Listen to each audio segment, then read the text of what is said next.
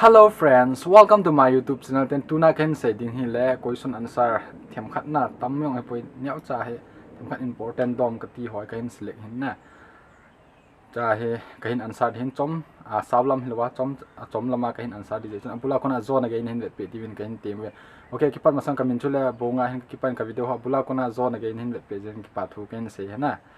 then ka channel la than he lung sit and like share subscribe hin bol pe divin kahin tem we okay direct pan pai tau ten amasa pe na hi ven khomang kiti in ama hin do chula subscriber is a pat monetize ki bol ham bro hin tin na cha he them kha anung lang tu ga ki sela step thum tai na tu gi adinga step thum he monetize dinga hin bol win amasa pen chu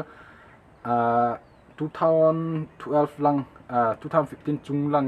anoi lang chu hi ale pen a chu monetize ti ho watch time ti ho 4,000 1,000 ti ho ngai poina ahin update ke duin ti jawa chun ep hin se han 4,000 watch time iten le subscriber 1,000 subscriber ahin tembo monetize apply the na ti chu ong hi kinin ema tu chunga he ahin update kin he monetize bol na dinga chu 4,000 watch time chu ngai in ahi lo le 1,000 subscriber chu ngai na ahin short video na bol ala short video chu 1 lakh views alhina ala na channel to monetizing de na chu new update ahung hin tela next question ading chu hin cha hin donge thingthang pa kitin bro ka phone hi battery charge i bol le percent chal theji lo ahi chal theji lo ahi wanga gang chala aki chai kinin iti chu battery ahlo wa hlo anahin EPT item ti na cha he ka sei nom chu phone i charging achi lo ho huile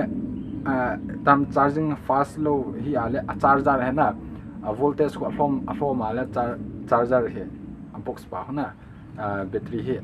gang chala charge ki charge ji poina chu hen khat na te ani na chu ga sei nom ki chu hele ai battery chu adimyo le gang chala ki chai hi le wan chu na gang chala kim hi le wan chu na battery chu damage na hen aji chu amasa na ga se na sei banga he amasa chun battery hloven ti na chom khat phana ti chu gang chala ki chai the hi le na battery chu damage na he na ai wa chu chom khat minute 1% he minute som ham hello minute nga ham achi hi le wan chu setting au mena app so hu background akichi ale na battery chu ani hat de na chu ka hin he sa hen ta video yong ke sem tai na chu chu na battery chu 5% 1% to minute nga ham naman na hi lawan chu soft ding dan umena video ke sem dan battery it is save dham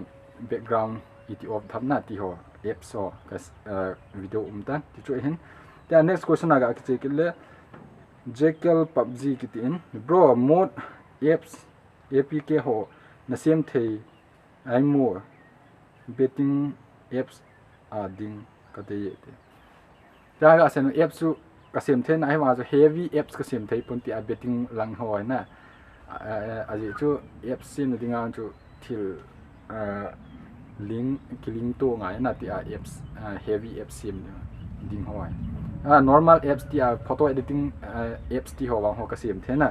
ema ti ho hi kana try pon itele sum yong pi nga na sim dinga le ama ho en sim chu hin hema bol ding ho chum hi kin na kiling nga en hiwan chu kana try pon na ti chu ka hin he sa ha tia next si le oza mit kheugal kitin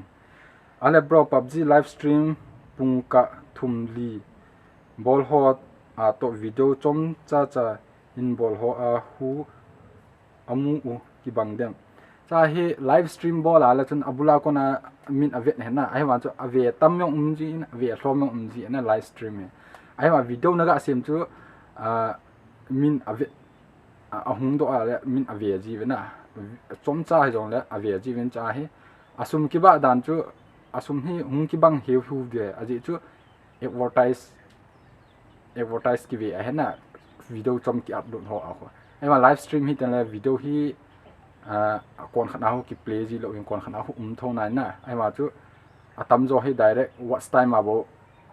live stream hoi watch time ma kala hena ads na hi ads hoi lo ti di hi nga cha ko na ai ma sumu chu ki bang tho ki bang hiu hu de ai wan chu video chom ki sim ho a chu tam zo de a views tama la na ti chu a hi ye nga then next see chú bạn cho yên hình xây đó last pen hay cả xây nông chơi lẽ cha mi tâm tên hình comment là hay mà khát bộ cả xây lên hay mà mình cho hình xây đa người ta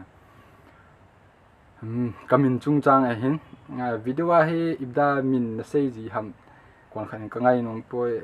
những cái ấy rồi hiện nghe chú những cái lỏng đến cái dòng hay là cái ý khát thế là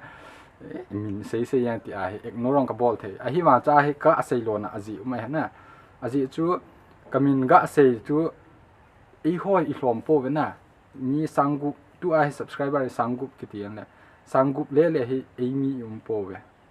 cha ki ho ka bang long sunga ma sangu ki wal mai the na sangu sangsom lak yong ki phomai the chu hin laya bon chu za chu the ala mun dang state dang country dang emi tam ta ma na chu kamin ga sei lo na chu nangin ne het wanga chu mi kon khan het lo ma na ka sei ji a chu ka video wa kona ga sei a chu min het be yong de ti ka ta san ji a chu min hi ka hin sei lo ji na kamin sei ji a chu video yong chu hung sao khamai the in hi wa cha chu ne them ki he them te ti ka hin tem ve tu chu he kipa bula ko na zone again hin pe kipa thu ko in se kipa